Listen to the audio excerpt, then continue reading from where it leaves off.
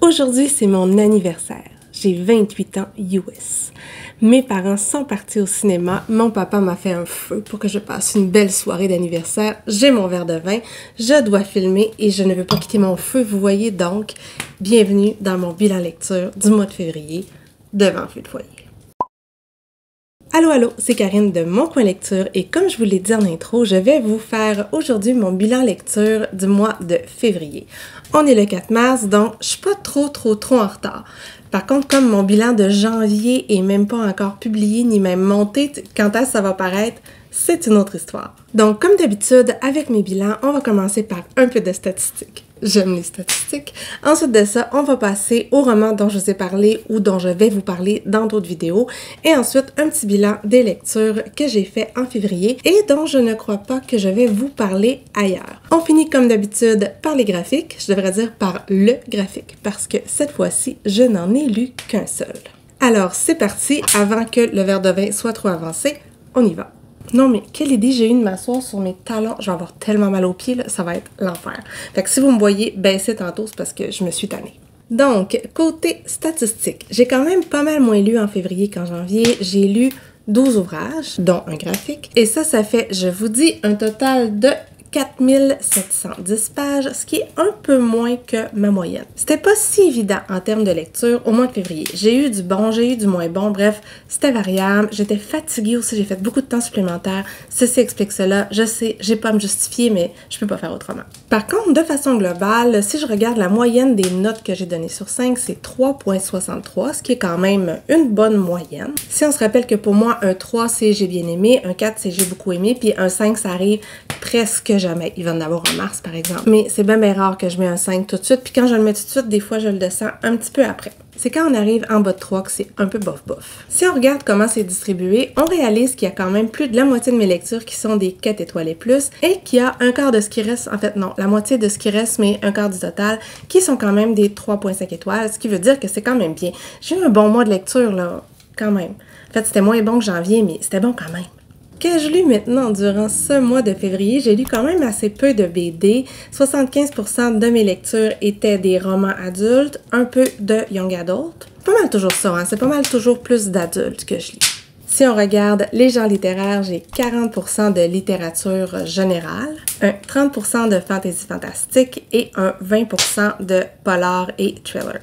Côté langue lue, la paresse a été encore plus forte qu'au mois de janvier parce que 83% des romans que j'ai lus sont en français.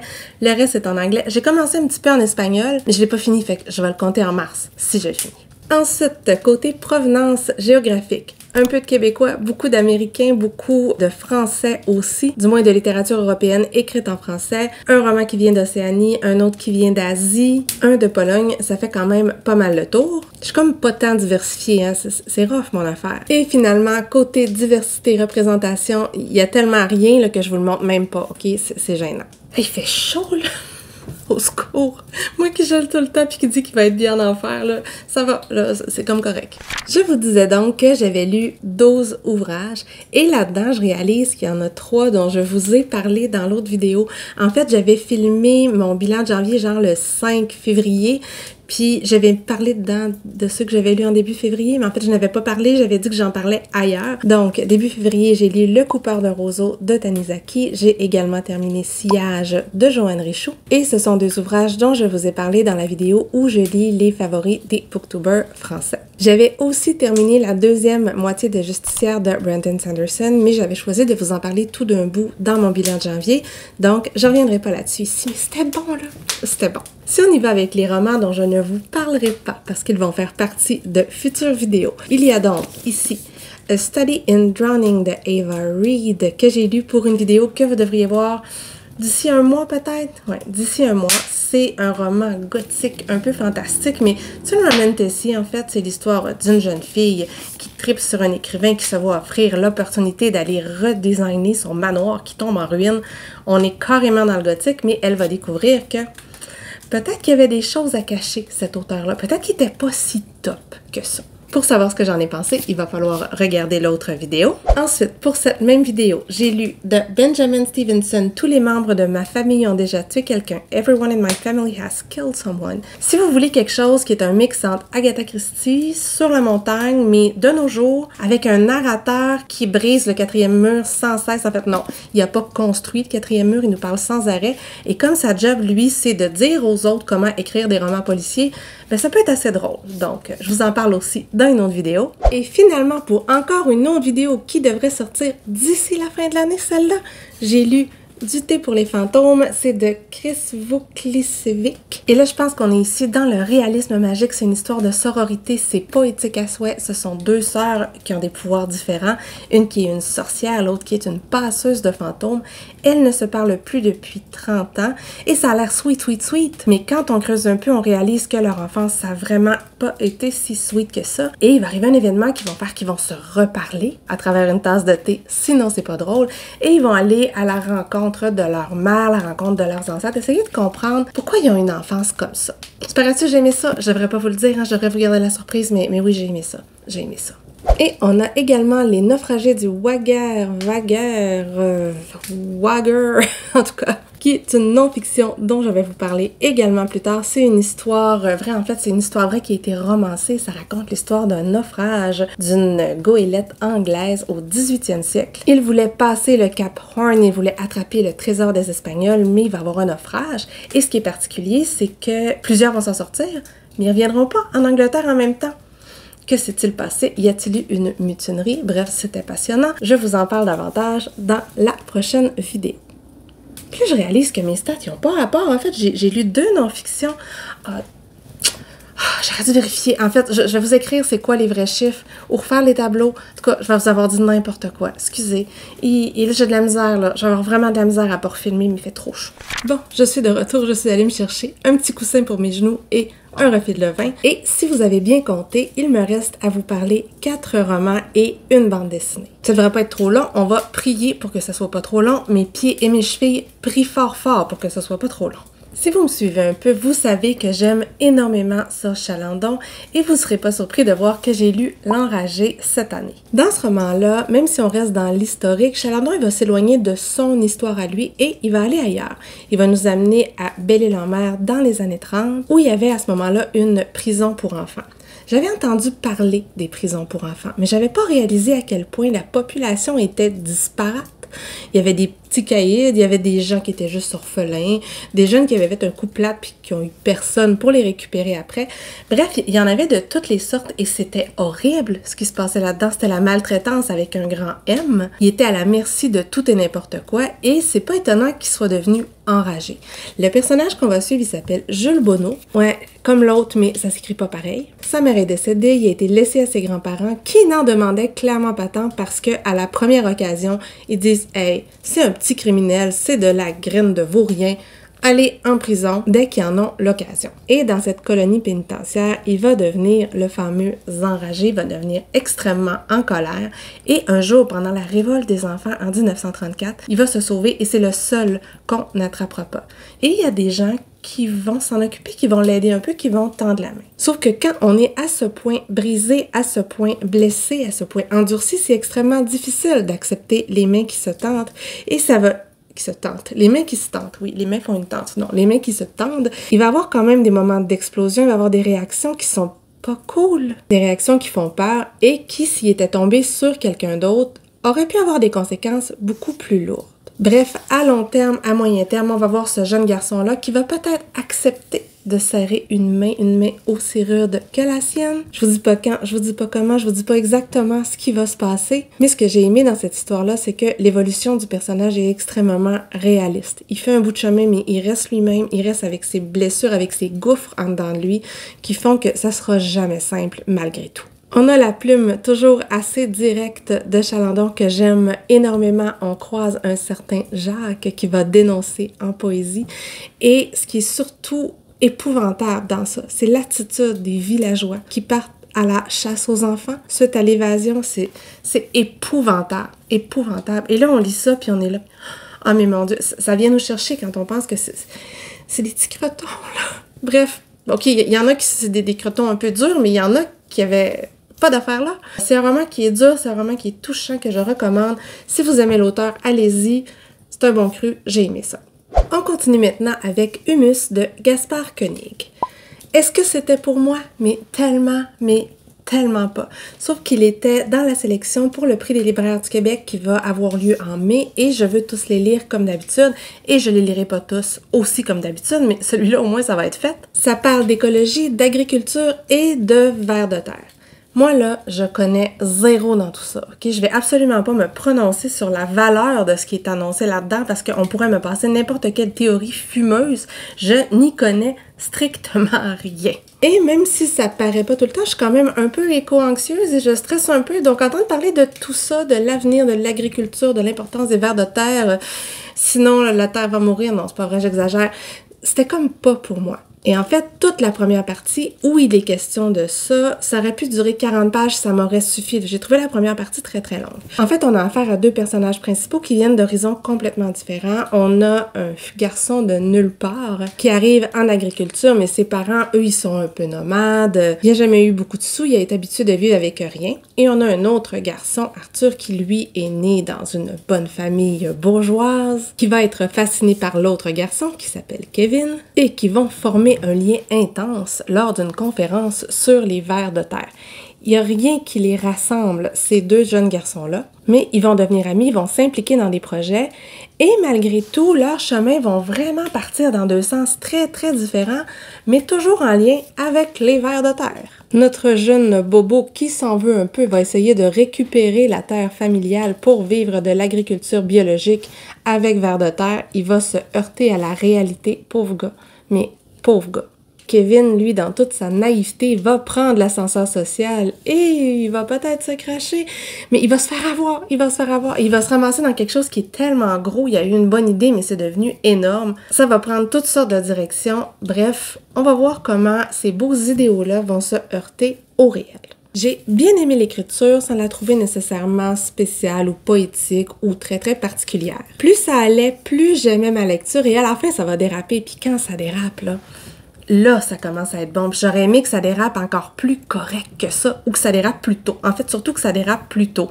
Parce qu'à partir de ce moment-là, ça devient intéressant, ça devient un peu de l'anticipation et on se dit ouais, ça se pourrait tout ça. Et là, c'est un peu stressant, j'avoue. Mon plus gros reproche à ce roman-là, en fait, c'est le traitement des personnages féminins. Soit ce sont des salopes, ou soit ce sont des éléments de décor. Elles sont toutes d'une pièce, elles sont pas intéressantes, elles sont hyper sexualisées, mais en fait, c'est tellement... Oh, il se passe quelque chose, attendez. Les pompiers, d'accord. Qu'est-ce que je disais? Ah oui, je disais que les personnages féminins étaient tous d'une pièce, tellement sexualisé que c'en est malaisant, mais c'est turn off, là. En fait, je vous dirais que la sexualité des vers de terre est plus sensuelle que ce qui se passe entre les hommes et les femmes, ou les hommes et les hommes. Mais c'est pire entre les hommes et les femmes. Bref, pour les personnages féminins, là, peut mieux faire. C'était une bonne lecture, mais ça m'a pas transcendé non plus, contrairement à beaucoup de gens, vu qu'il a gagné un prix littéraire, je ne sais plus lequel, mais il y a plein de gens qui ont aimé ça. Là, vous voyez plus le feu, là, mais je ne remettrai pas d'autres bûches parce que je vais mourir. Prochaine lecture, il s'agissait du Mystère Jérôme Bosch, c'est de Peter Dempf, et c'est un SP que j'ai reçu à sa sortie. Et sa sortie en français, c'est en 2017. Mais il avait été écrit avant, me semble, oui, pas mal avant. Oh, 1999. Ça explique peut-être des choses. Donc, on a ici un roman à intrigue, un polar ou un thriller. Non, pas un thriller, vraiment un polar. C'est un roman passé-présent qui se déroule autour du célèbre triptyque de Jérôme Bosch, Le Jardin des délices. Et si j'enlève ici une partie de la jaquette, il y a des petits trous là. On a la fameuse peinture. Et ça, c'est très, très chouette parce que c'est ce que j'ai trouvé le plus intéressant dans ce roman-là, pouvoir voir les détails en même temps que je les lisais. Ce roman-là commence en 2013 à Madrid, au Prado. Il est écrit en 99, puis c'est en 2013. Weird. Il y a peut-être une erreur. Faudrait que je vérifie. Mais il y a une espèce de moine illuminé qui a décidé d'aller jeter du vitriol sur un tableau de Jérôme Bosch. Et c'est un homme qui est soigné par une psychiatre parce qu'il y a des drôles de propos. Et quand il commence à restaurer les tableaux, parce que notre personnage principal, c'est un restaurateur de tableaux, faut pas que je mette ça là parce qu'on me voit plus la face. Oups, je suis là. Oups, je suis plus là. Il va réaliser avec un de ses collègues que peut-être qu'il y aurait des inscriptions. Et peut-être que ça pourrait venir confirmer certaines théories sur Jérôme Bosch, qui est quand même assez mystérieux comme peintre, et sur la signification de ce tableau-là. La psychiatre qui traite le fameux prêtre va décider d'amener le restaurateur voir le prêtre, qui a des talents d'hypnotiseur et qui va les transporter au 16e siècle dans l'atelier de Jérôme Bosch. Parce que lui, il a découvert un texte très, très mystérieux et qui n'avait jamais été vu avant, et il est capable de raconter qu'est-ce qui s'est passé à l'époque. Donc, deux parties, passé, présent. Moi, j'ai bien aimé le passé. Oui, c'est un peu capillotracté, là, mais j'ai bien aimé les analyses un peu barrées du tableau, tous les symboles que ça pouvait représenter, mais que ça représentait probablement pas pantoute, là, on est peut-être dans la veine de Da Vinci Code, sait-on jamais, mais c'est pas grave parce qu'on regarde chaque détail, et oui, ça pourrait vouloir dire ça si on l'analyse de cette façon-là, avec la numérologie, avec ci, avec ça. Ça, j'ai trouvé ça très, très chouette, j'ai trouvé que l'atmosphère de l'atelier de Bosch était bien rendue. Bon, je m'excuse, je me suis assise autrement, je me suis descendue un peu parce que je sentais plus mes jambes, ok? Je vous jure, je suis prête à bien des sacrifices pour ces vidéos-là, mais quand même, j'aimerais ça marcher de même, je travaille. Bon, je pense que je vous disais que c'était bien recréé, on est dans l'atelier du peintre, mais aussi dans une toute petite ville qui est prise d'assaut par les inquisiteurs et il se mène une genre de guerre de pouvoir et d'influence à cet endroit-là. Personne n'est à l'abri et comme je vous dis, ça me plaisait. Oui, c'était un peu out there, là, mais ça me plaisait quand même. Par contre, la partie dans le présent, un peu moins. Je trouvais que le lien entre les deux parties était vraiment artificiel. C'était étrange, c'était très, très étrange. Et la façon qu'avaient les chercheurs de découvrir les choses, j'y croyais plus ou moins. En fait, j'aimais beaucoup mieux être dans le passé, dans le récit du prêtre, qui nous amenait vraiment ailleurs. Et là, c'est la partie Karine féministe qui ressort aujourd'hui, parce qu'il y a un message féministe là-dedans. Parce qu'on s'entend que le prêtre, là, les femmes, non, ça pis des carpettes, c'est pareil. Donc, le récit se veut dénonciateur. Par contre, là-dedans, je pense qu'il y a deux femmes. Puis je pense pas qu'ils se parlent. Ils sont surtout là pour être la femme de. Le récit demeure très, très masculin. Oui, il y a certaines femmes qui ont certains pouvoirs, mais elles sont surtout définies par rapport aux hommes. Bref, oui, il y a un message féministe, mais ce qui est dit, ce qui est montré, c'est comme un peu deux choses dans ce roman-là. Si c'était écrit en 99, là, ceci explique peut-être cela. 2013, je vous avoue que j'ai une inquiétude, par contre. Mais bon, ça se pourrait, ouais, ça se pourrait. Une agréable lecture, mais c'était pas fantabuleux non plus. Dernier ouvrage avec des mots, j'ai lu le premier tome de Garder l'œil ouvert de Victoria Charlton. Là, vous vous dites, mais pourquoi elle a lu ça? Pourquoi elle a lu ça? En fait, j'étais en voiture et je me suis dit, je viens de finir un roman, j'ai pas envie de me plonger dans un autre univers, je vais écouter quelque chose qui ressemble à un podcast. Il était disponible en audio, donc go! Je l'ai écouté. Victoria Charlton, elle est extrêmement populaire. Je pense qu'elle a plus de 700 000 abonnés, elle a des millions de vues. Il y a beaucoup de gens qui l'adorent. Moi, sur YouTube, j'ai beaucoup de difficultés à l'écouter. Des fois, on dirait qu'elle lit, mais c'est très, très oral comme langage. Il y a des drôles de petites transitions, donc je l'écoute pas. Je m'étais dit, mais c'est parfait, c'est un livre qu'ils lisent, donc ils doivent avoir poli le truc un petit peu. Oui, mais non. Si vous aimez les vidéos, vous allez aimer le livre parce que c'est exactement pareil. Et quand elle le lit, elle a le même petit beat bizarre. En fait, il y a des pauses qui sont pas aux bonnes places, au milieu des phrases. Et moi, bien, comme je suis orthophoniste de formation, j'ai juste le goût de lui dire de travailler sa coordination, phonation, respiration, lui montrer où respirer quand elle lit. Mais je comprends que ça fait probablement partie de sa personnalité qu'elle est comme ça, puis que les gens qui l'aiment aiment ça comme ça. Mais moi, là, ça m'a fatiguée. Donc, je me suis dit, je vais le finir en lisant. Sauf que ça passe pas mieux parce que c'est très, très oral, c'est très, très simple comme style. Ça fait pas écrit, pas du tout. Et on a encore les mêmes petites transitions qui passaient quand même à l'oral, mais à l'écrit, beaucoup moins. Je trouve que ça passe dans une vidéo, mais à l'écrit, beaucoup moins. Donc, le style et moi, ça n'a pas fait pas du tout. Est-ce que c'était écrit dans le ciel? Mais oui, c'était écrit dans le ciel. Je ne suis pas cliente pour ça. Il y a plein de gens qui adorent. J'ai plusieurs amis qui sont super fans, mais moi, ça n'a pas nécessairement passé. Puis je réalise en lisant ça ou en écoutant ça aussi que j'aime ça savoir un peu la fin quand même. Mais là, c'est pas grand-chose et je restais un peu sur ma fin. Ça fait beaucoup de fin, excusez. C'est pas écrit pareil. C'est comme Jules Bonneau tantôt, ça s'écrit pas pareil. Par contre, j'ai trouvé très intéressant d'entendre parler des femmes disparues de Ciudad Juárez parce que j'en avais entendu parler dans l'œuvre de Bolaño de 666 qui est un roman que j'ai adoré. Il est épais comme ça, mais c'est bon. Puis ça, là, ça fait froid dans le dos. Et ce que j'aime quand même, ce que je trouve super intéressant, c'est qu'elle a un grand respect envers les victimes, envers leur famille, peu importe qui était. On a le thème de la parfaite victime aussi qui est abordé. Qui est-ce que ça vaut la peine de rechercher? Qui on recherche pas? Ça, elle le dit très bien et sa réponse à elle, c'est super clair. Tout le monde mérite d'être retrouvé, peu importe qui tu es. Et ça me plaît dans sa façon d'aborder les true crime, les cold cases. Ça me plaît. Bon, on s'entend. Je vais pas continuer la série. C'est pas une lecture que j'ai appréciée, mais je comprends qu'on aime ça. On va y aller avec la bande dessinée du mois. J'étais certaine d'en avoir lu plus qu'une, mais non, je n'ai lu juste une.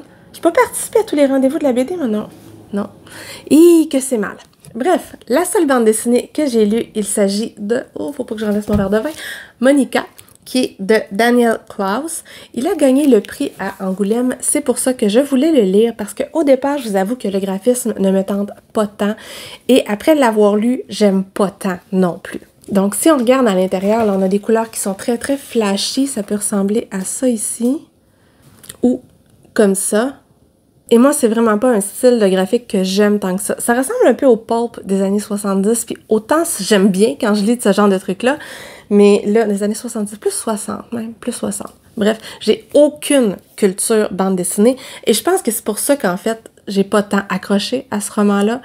Non, bande dessinée-là. Je suis rendue là dans mon vin, c'est peut-être pour ça que je déparle un peu.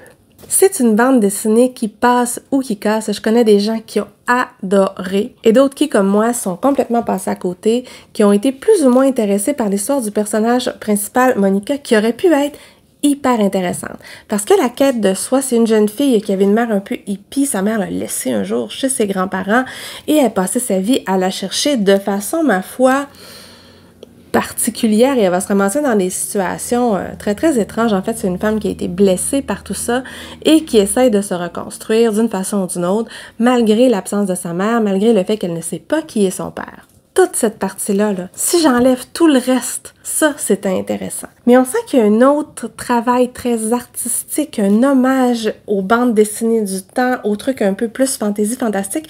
Donc, il y a des parties qui sont imbriquées avec un lien plus ou moins étroit avec l'histoire. Il y en a toujours un.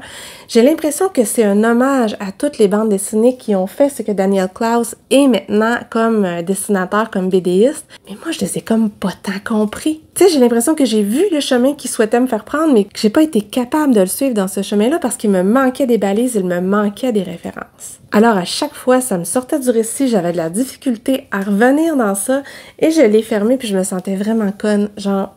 Je suis vraiment pas brillante pour avoir rien compris. C'est pas chouette, hein, se sentir comme ça.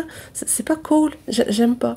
Donc, c'est ça. Je suis quand même mitigée par rapport à cette bande dessinée-là. C'est un ouvrage qui est tellement polarisant que je vous dirais, tentez le coup. Et vous me direz ce que vous en avez pensé. Peut-être que je vais me sentir moins seule à me sentir un peu stupide. Donc voilà, c'était tout pour mon bilan de février. J'espère que vous me pardonnez mes stats mal faites. Je sens que j'en ai pour une petite heure à m'amuser là-dedans. Est-ce qu'il y a des choses là-dedans que vous avez lues, des choses qui vous tentent? Dites-moi tout, parce que si vous voulez vraiment me faire plaisir, mettez-moi un commentaire. J'aime discuter de livres, c'est pour ça que je suis là. Si vous êtes encore là, que vous savez pas quoi dire, mais que vous voulez me dire quelque chose ou m'encourager, vous pouvez me mettre un petit gâteau comme mes boucles d'oreilles. Et en plus, c'est mon anniversaire, donc gâteau de fête. Bien entendu, comme d'habitude, si vous avez aimé la vidéo, vous pouvez faire un like. Vous pouvez également, soyons fous, vous abonner à ma chaîne si mon contenu vous intéresse. Et sur ce, je vous souhaite une bonne fin de journée, de bonnes lectures et à la prochaine!